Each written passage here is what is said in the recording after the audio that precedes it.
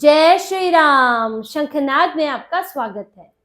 उद्धव ठाकरे कितनी भी बड़ी बड़ी बातें कर लें, लेकिन उनके अंदर का डर, अंदर का खौफ अब निकल निकल कर सामने आ रहा है। बीजेपी और एकनाथ शिंदे ने जो उनकी पार्टी के इर्द गिर्द जाल बिछाया है, जैसे उनके नेता निकल निकल कर आ रहे हैं, अब उद्धव ठाकरे से परेशान है। और बीएमसी चुनाव से पहले उनकी पार्टी में विद्रोह ना हो जाए, नेता बागी ना हो जाए और जो बची कुची सीटें उन्हें मिलनी है वो भी हाथ से ना चले जाए, इसीलिए डर के मारे उन्होंने एक नई रणनीति बनाई है। और राज ठाकरे उसमें उनका साथ दे रहे हैं, क्योंकि राज ठाकरे को भी डर है। देखिए, बीएमसी चुनाव की घोषणा तो हो चुकी है, 23 तारीख से नामांकन है और खबरें आ रही हैं कि उद्धव ठाकरे राज ठाकरे के बीच गठबंधन हो गया है, लेकिन घोषणा नहीं कर रहे हैं। मुश्किल से 2-4 दिन बचे हैं, आप घोषणा क्यों नहीं कर रहे हैं? कितनी सीटों पर बंटवारा हुआ है, कहां कहां हुआ है, कुछ नहीं जानकारी दी जा रही है, क्योंकि इन्हें डर लग रहा है कि अगर समय से पहले हमने बता दिया कौन सी सीट किसके पास है, उम्मीदवार कौन है, तो फिर हमारे यहाँ नेता बागी हो जाएंगे और यहाँ पर बागी नेता खड़े भी हो सकते हैं उसी सीट पर हमारे खिलाफ, और या बीजेपी या शिंदे में जा सकते हैं। उन्होंने दरवाजे खोल रखे हैं कि आओ और हमारी पार्टी में, आप सत्ताधारी पार्टी है, आपके पास मौके ही मौके हैं, यहाँ पर आओ। और उद्धव ठाकरे के पास देने के लिए कुछ है नहीं। इसीलिए राज ठाकरे और उद्धव ठाकरे ने एक नई रणनीति बनाई है कि हम नामांकन से ठीक एक आध दिन पहले ही अपने गठबंधन की घोषणा करेंगे। 22 या 23 तारीख को दिसंबर में ये एक रैली करने वाले हैं जिसमें गठबंधन की घोषणा होगी। फिर धीरे से पता चलेगा कि किसके पास कितनी सीटें गई हैं। उसके बाद उम्मीदवारों की घोषणा होगी और उन्हें AB फॉर्म दिया जाएगा, जो कि नामांकन के लिए पार्टी फॉर्म देती है, आधिकारिक फॉर्म होता है पार्टी की तरफ से। उससे पहले ये नहीं देना चाहते। अब इनका कहना है कि अगर नामांकन लगभग 7-8 दिन का नामांकन है, कि अगर नामांकन में ज्यादा दिन बाकी रहेंगे और उससे पहले हमने फॉर्म दे दिया, तो फला सीट पर फॉर्म दे दिया, अब उस सीट का व्यक्ति जो है वहां पर कोई और टिकट चाहता था, अब वो नाराज हो जाएगा, वो नाराज होके खुद भी नामांकन भर देगा, वोट कटेंगे नहीं, तो वो एकनाथ शिंदे या बीजेपी में जा सकता है और उनके लिए प्रचार करेगा, तो भी इनके वोट कटेंगे। तो इससे ये बचना चाहते हैं। अगर इन्होंने गठबंधन की घोषणा पहले कर दी, सीटों की घोषणा कर दी, तो उससे नेताओं को अंदाजा लग जाएगा कि भाई उद्धव ठाकरे की, मान लीजिए 75 सीटों की बात हो रही है राज ठाकरे के लिए, वो सीटें दे दी 75 सीटें।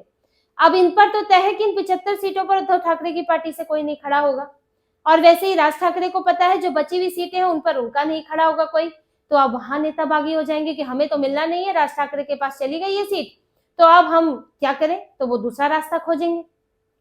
इस सब से बचने के लिए ये लोग अंत में घोषणा करेंगे, चुपके चुपके AB फॉर्म जारी करेंगे, ताकि नेताओं को कम से कम भनक लगे, कम से कम बागी खड़े हों।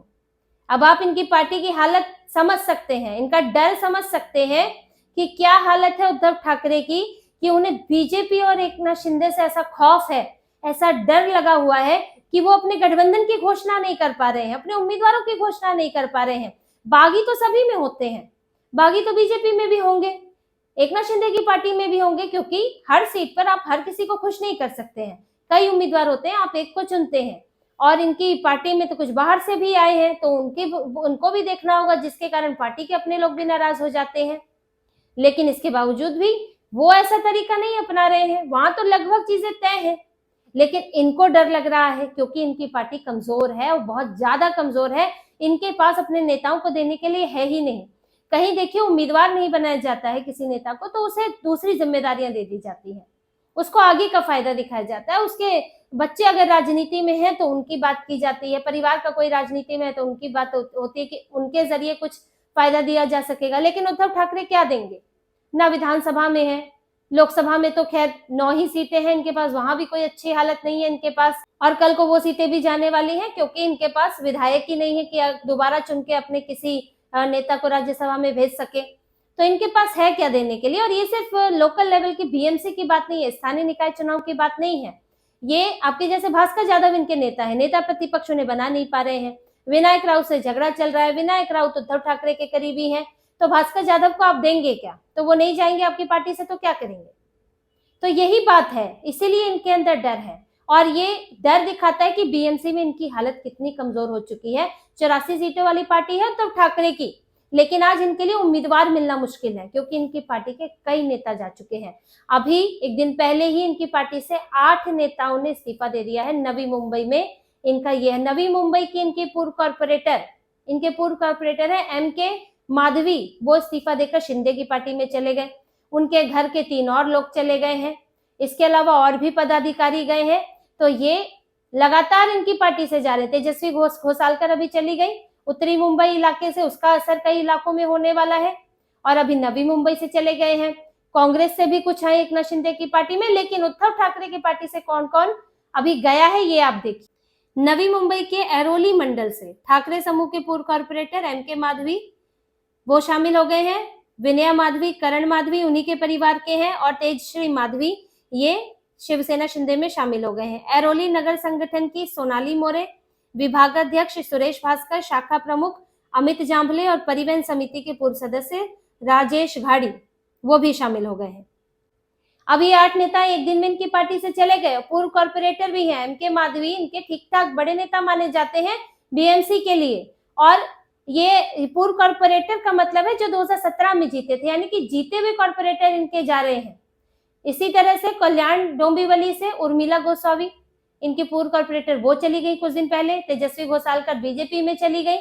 तो इनके पास अब खड़े करने के लिए उम्मीदवार नहीं थे। ये मुश्किल तक इनके सामने आई है। और मुंबई की पार्टी शिवसेना को कहा जाता था कि मुंबई में इनका बड़ा आधार है।